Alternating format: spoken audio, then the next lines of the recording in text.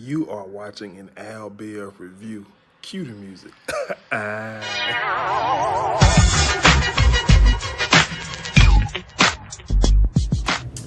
What's going on, guys? I'm back with the Love and Hip Hop New York review. Before we get into it, be sure to subscribe, like, comment, and share.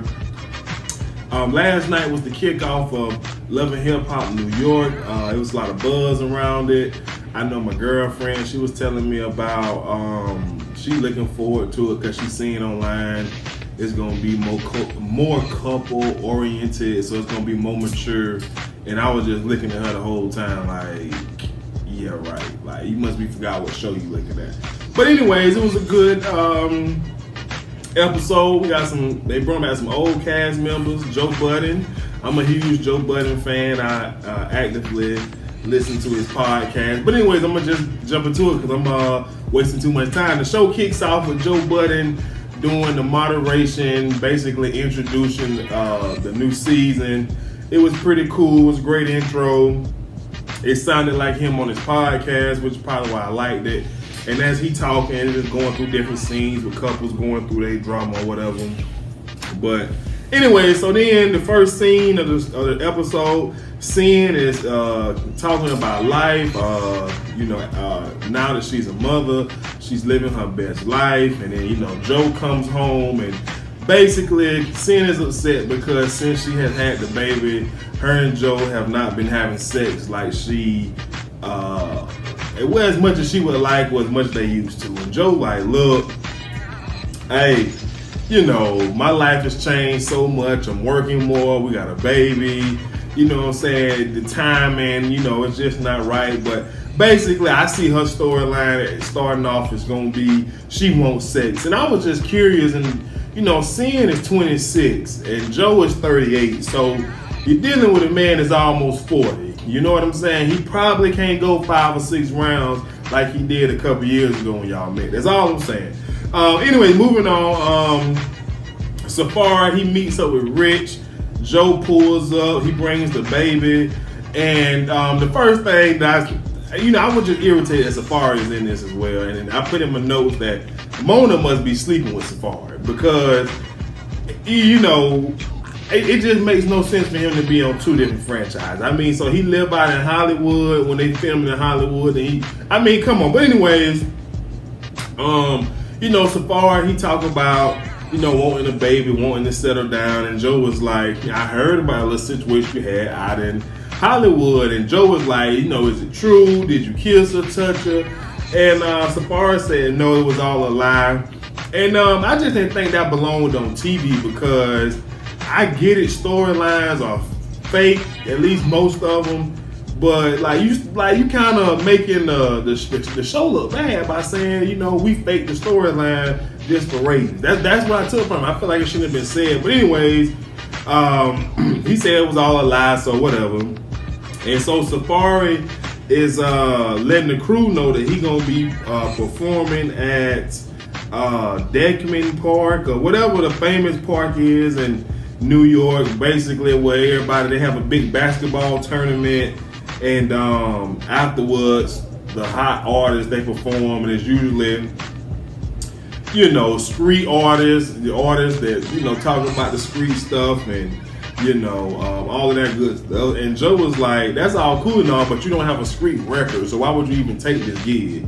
So, which makes a lot of sense. So anyways, moving on, we get to see Kimbella again. I like Kimbella and Juelz. But anyways, she's talking about, how she loved being a mom and all this kind of stuff. But her and Juelz is going through it right now. They dealing with his arrest. He talked about once he got arrested, he was addicted to Percocets because he had an issue with his teeth and they were shifting or whatever. So that led to him bringing a gun into the airport that he knew nothing about. So, he got this case lingering over his head and all this kind of stuff. And, he was just like, it wasn't on purpose, though. It wasn't on purpose. So he was like, but the good that came out of the situation, and I ain't gonna even mention this man dentures. I'm not even gonna make fun of that man dentures because I'm still lucky enough to have my teeth And I want to keep it that way. So I ain't gonna talk about nobody else losing their teeth. That's just me. So anyway, he talked about the good that came out of him going to jail. He was able to get clean, get off the Perkins, get off the lean, and he's clean. And we found out that he proposed to her. You know, but it was just for legal reasons, which is sad, but that's their relationship. Who am I to judge? You know what I'm saying? Because she is the mother of his kids. And as he stated, since they weren't married, that his mom had, you know what I'm saying, power of attorney of all of his assets and stuff like that, which is wrong. You need to marry her so she can have, you know, power over whatever you got. So that way if something happened to you, mama and her ain't got to get into no argument. So that's that. Moving on, Safari goes to the Dykeman. That's the basketball court. Dykeman court. He is very excited about performing there. He was very excited. He was talking about the history of New York and how that's a big part of the history for artists in New York. And he was very excited until things, turned out differently than he didn't expect. That he ended up getting booed. I didn't see it. I'm not a huge social media guy. I didn't know nothing about it. But my girl, she was telling me it happened over the summer. He got booed and all this kind of stuff. And he talking about he didn't think it'd go viral.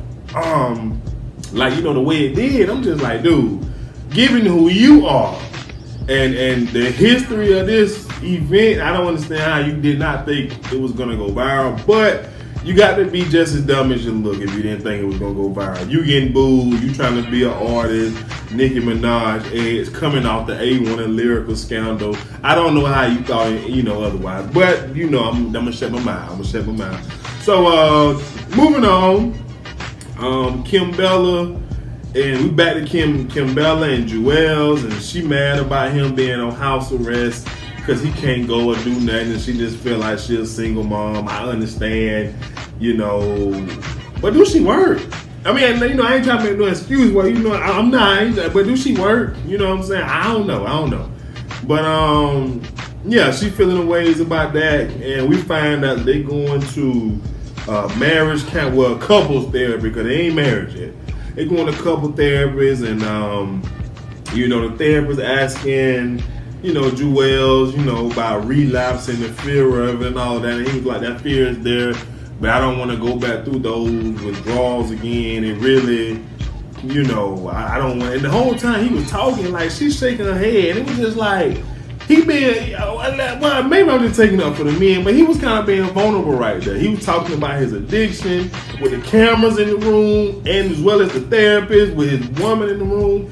He was being open, honest. And she's just shaking her head the whole time. I'm just like, not giving, she gonna go off on him. She goes like, you Juelz, I've been with you for 9+ years, and if it ain't drugs, it's cheating. If it ain't cheating, it's you disrespecting me, and I'm still here. I'm tired of it. That's your problem. Hey, if you gonna play, leave. You know what I'm saying? Like, you stayed for a reason, honey. Now, I ain't throwing this. Look at this. I ain't blaming you for staying, but I wouldn't blame you if you leave. But you know what I'm saying? We got to, if you're gonna stay, you gotta learn how to forgive and move on and keep keeping on. You know what I'm saying? But I just felt like in that moment when he was talking, just let him have his moment to talk about it. But anyways, she started crying when she started talking about this stuff, talking about when she watched him dig him. And it's funny how she went from talking about him cheating, disrespecting, and all this other stuff to her talking about, she watched him dig himself into a hole and she couldn't do nothing about it. So I went from, I'm leave that alone. She went from talking about her to him. But anyway, she started crying. He apologized, and she talking about she feel like she lost him to the drugs, and now that he got this charge, pending on his head, she feel like she lost her husband. You know what I'm saying? I'm sorry, Kimbella. I ain't mean to, throw no shade if it was any thrown. So they brought Alexis Sky back. Fetty Wap baby mama. I don't really care about her that much. She trying to be a rapper now, so she signed a contract with Treyway, and apparently Fetty Wap is signed with Treyway.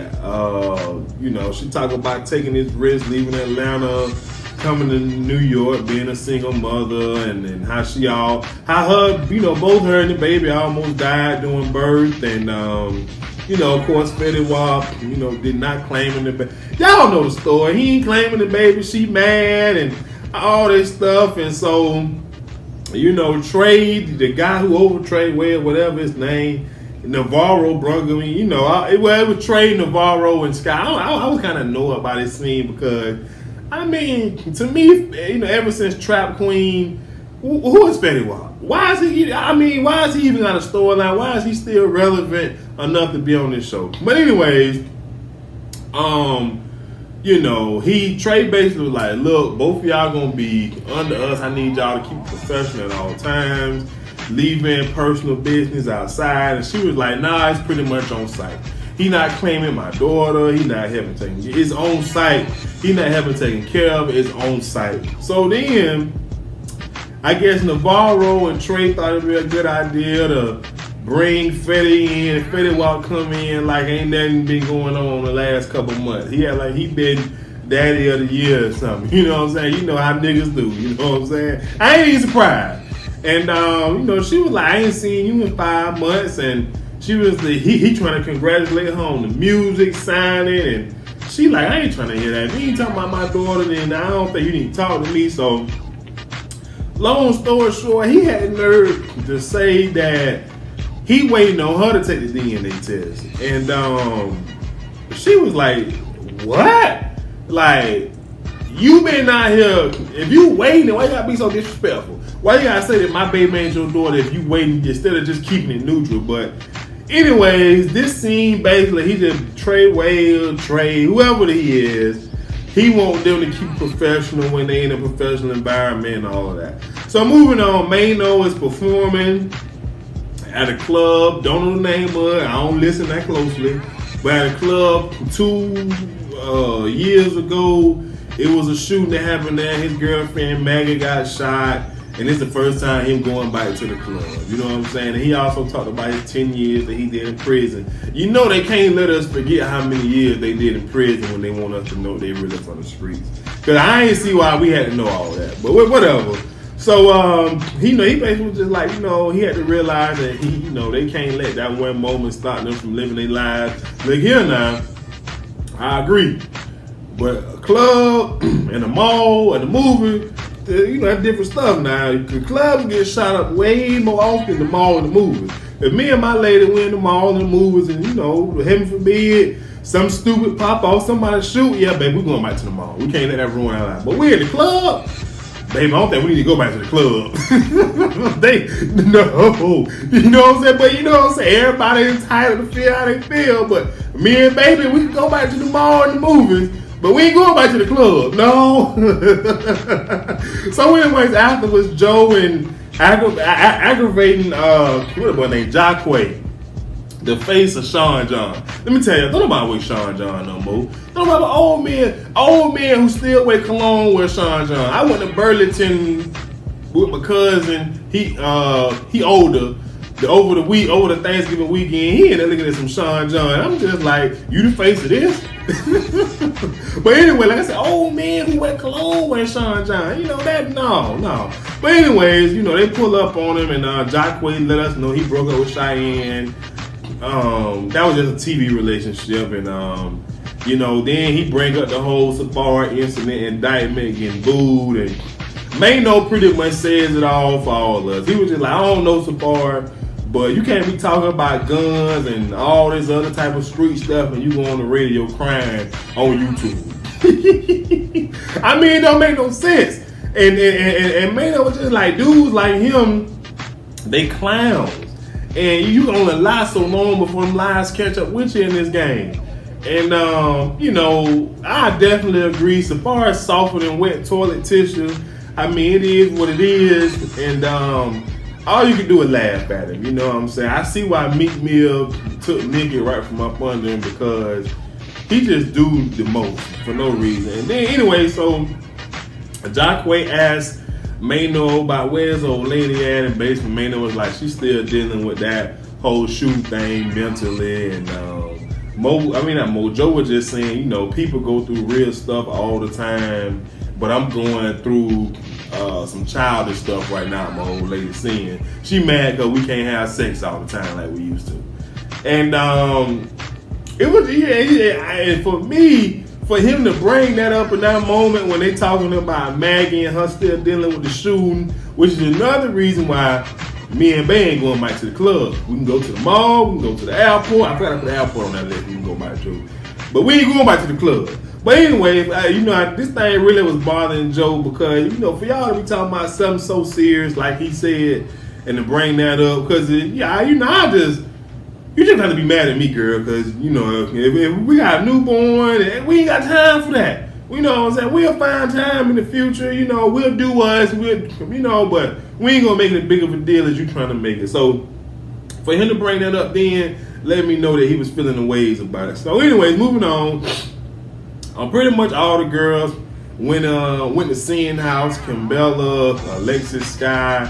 Well, it was just Kimbella and Alexis Sky talking about they baby daddy, fiance issues. Alexis Sky talk about her new music career and the situation with Fetty Wap, and pretty much let them know that he was there up until the birth, you know what I'm saying, when she fell out and all this other kind of stuff. But ever since the birth, he been like, that ain't my baby and all that kind of stuff.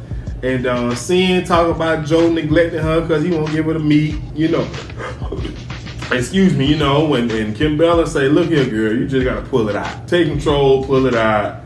And, the baby, and Kimbella was like, before she said just pull it out, she was just like, when you have babies, they kind of just shake your world. You got to adapt and do what you got to do, but, just pull it out. So anyways, moving on. So Safari, he goes to see Joe. He want to talk to Joe about the whole Diamond Park incident, and Joe basically told him, like, man, you know your audience. Every time you perform, ain't nothing but women there, not no thugs who carry guns and stuff like that. So why would you even book this venue? It makes no sense, you know what I'm saying? Then Safari was like, well, I wasn't disrespecting nobody. Joe Budden, he's really into this breaking down lyrics. So he was like, man, in your song, you talked about pulling a gun or something. That is very disrespectful to those guys who, carry guns and all this kind of stuff. But, you know what I'm saying? So then, he talked about that with him, and then, he noticed that Safari got a new watch on, and he was like, bro, did you just get robbed? And Safari was like, yeah, but I had to get my timepiece back. And Joe was like, look, man, if you're tired of being a target, stop moving like a target. And it's just ridiculous. You know what I'm saying? You cause all this attention to yourself. You wonder why people rob you, because they robbed you once, and instead of you going to get your jewelry back from them, you go buy some more. So they was like, all right, well, we're going to keep robbing from you. So basically, you know what I'm saying? Joe was just like, bro, you don't have to be that corny, bro. Just be who you is, cater to the women that listen to you, and just go on about your business. So, moving on, Joe is doing a live podcast, with Rory and Maul, and seeing she's there, and she has a microphone, and asked him if this the best relationship he ever been in. Of course, he answered it perfectly. It was like, this is the most committed, greatest relationship I've been in this year. He kind of softened it up and he put this year. But anyways, she talking about the sex and how the dry spell gonna end tonight, and she done rented a hotel in the city and they gonna boom, boom to the break of dawn, all that good stuff. And Joe was like, we can do that at home. I want to go home. I don't want to stay in the hotel. I don't want to stay in the hotel. I want to go home and be comfortable. And she throw a temper tantrum like, what's wrong with you? Why don't you want to sex me? I'm not feeling sexy after the baby since you don't want to touch me, and all this kind of stuff.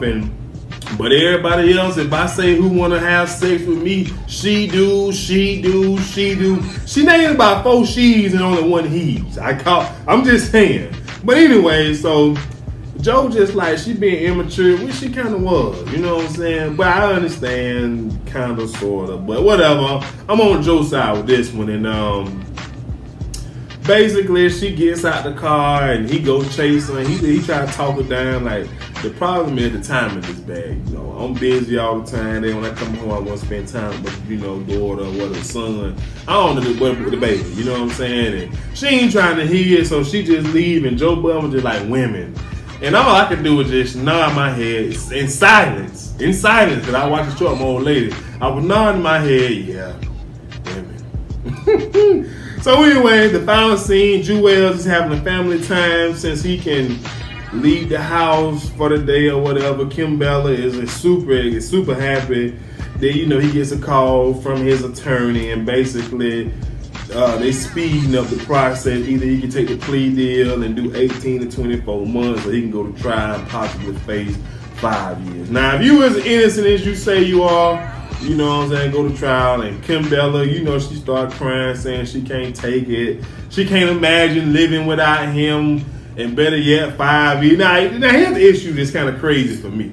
Never went to jail, never went to prison, not playing on it. You know what I'm saying? It's just so funny how when you give people the two scenarios, well, technically it's 3 scenarios. He can take the plea, go to court and lose and get up to 5 years, or go to court and win and come home. All she heard was go to court, lose, and have to do 5 years.